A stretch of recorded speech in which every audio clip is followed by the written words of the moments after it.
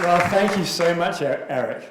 We now have about 15 minutes for questions. So there's going to be 2 roving microphones, myself and Amanda. So if you'd like to ask a question, please raise your hand and wait for a microphone to be brought to you.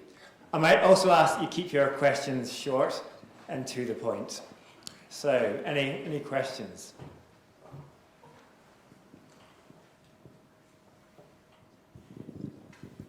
Thank you. Eric, that was the most brilliant exposition that I've ever heard for the existence of God or a human being. But could you not have given this lecture in Istanbul or in the Far East or somewhere like that and taken out Christianity and put in religion? Absolutely, I agree. For me, we once had a James Gregory lecture by a Muslim who talked about Islam and science. And we took him into the local high schools and somebody asked him, so why is Islam better than Christianity? You know, and he said, well, I don't know whether it's better or not. To me personally, it appeals more, maybe because of my background and my history. But he said, I feel that the different major religions are on different paths up a mountain and they'll meet at the top. And I share that. I share that attitude.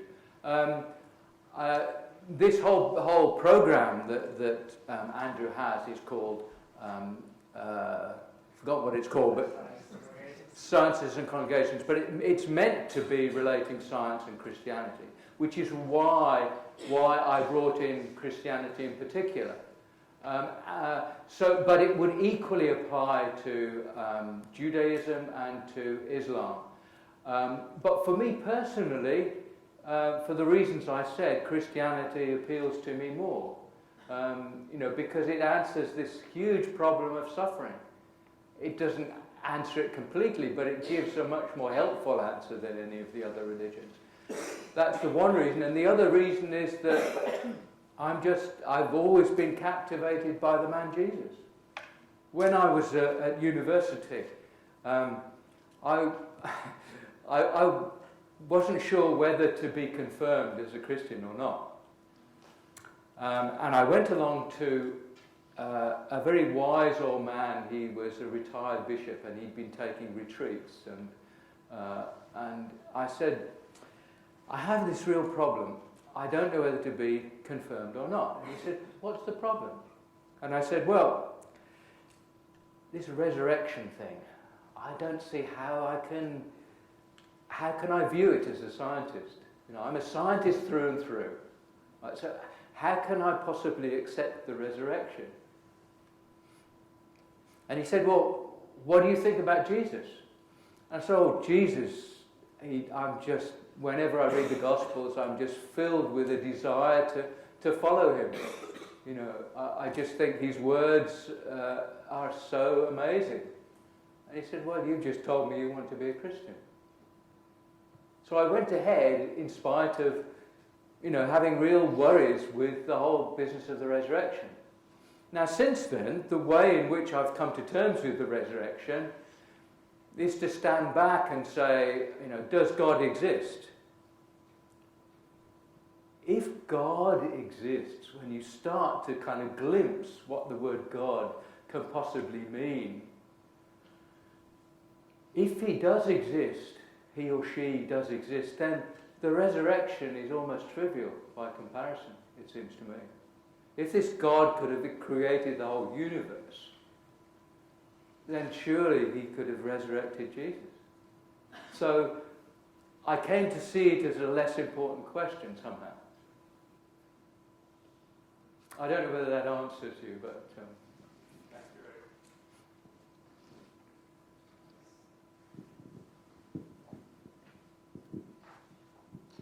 I wondered if I could ask you a question that really relates to theology, and that's the issue of revelation.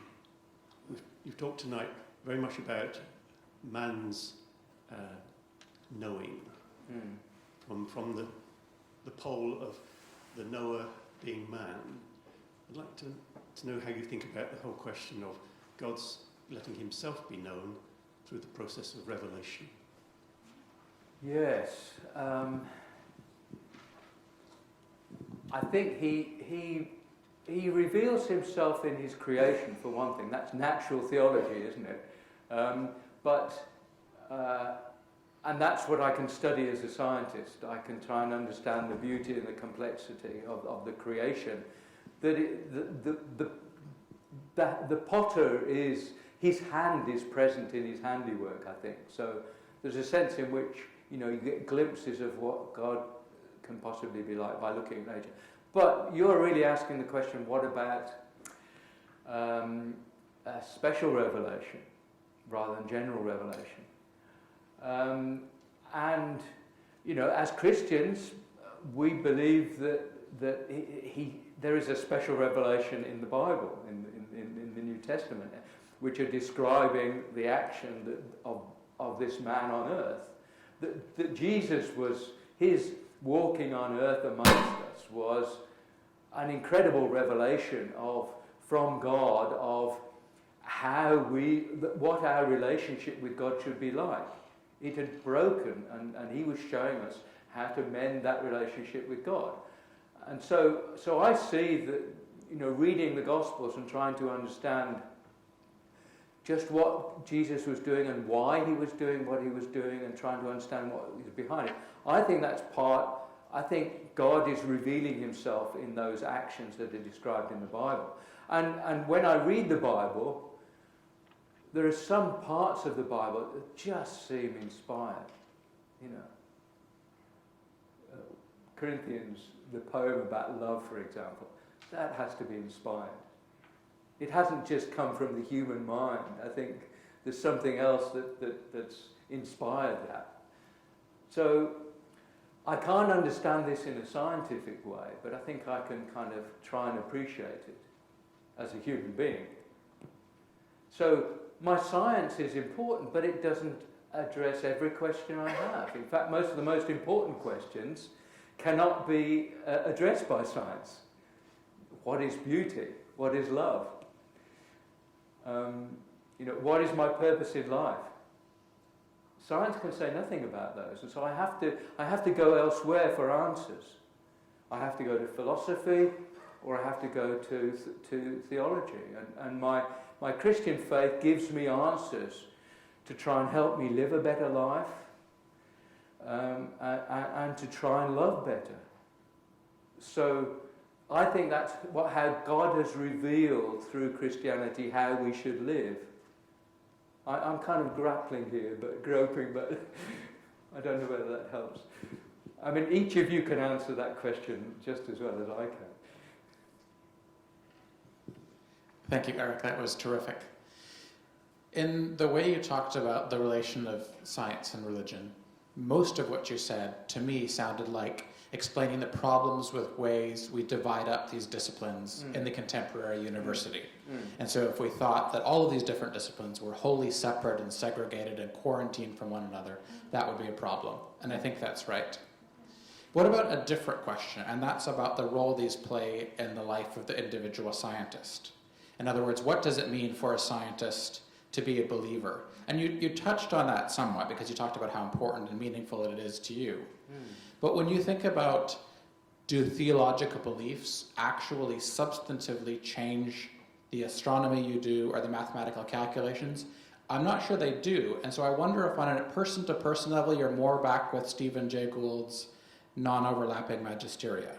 And maybe you're okay to be back there, but I wonder if that's where you see yourself.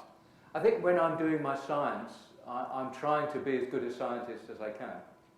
Absolutely. So I don't think my theology affects the way I try and solve the equations or set up the models at all. But it does help me try and do my science with integrity and with honesty. And it does give me a reason to be pursuing my science. Because this is God's amazing universe.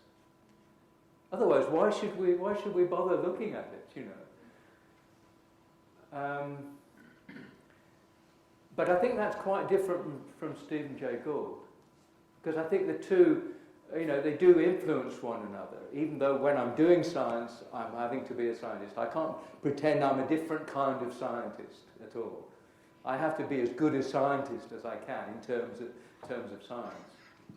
But I do feel that this over-specialization is so damaging. We all have to specialize, Academia, it's just so vast now that in order to make an advance, we have to specialise. But do we just have to do that? Can't we try and keep a general overview as well? Now, one of my hobbies is actually going on to inaugural lectures, the lectures that professors first give, the public lectures that the professors give in the university. I go along to whenever I'm here and there's one on, I go along to watch. It doesn't matter what the subject is. And I always find them intriguing and really interesting. And when I see that professor walking down the street, I know what makes him buzz, tick. I know what I've really got an insight into what it is. So last week there was a wonderful lecture by Jason Koenig, on Greek mountains in ancient Greece and their significance. And I just found that fascinating. I love walking in the mountains in Scotland, but trying to understand, how the ancient Greeks viewed mountains and what they were. That was fascinating to me. But it's a tragedy to me that so few people go along to these wonderful lectures. The professors themselves spend a huge amount of time preparing them for a general audience, and they're always accessible, they're always fine for a general audience.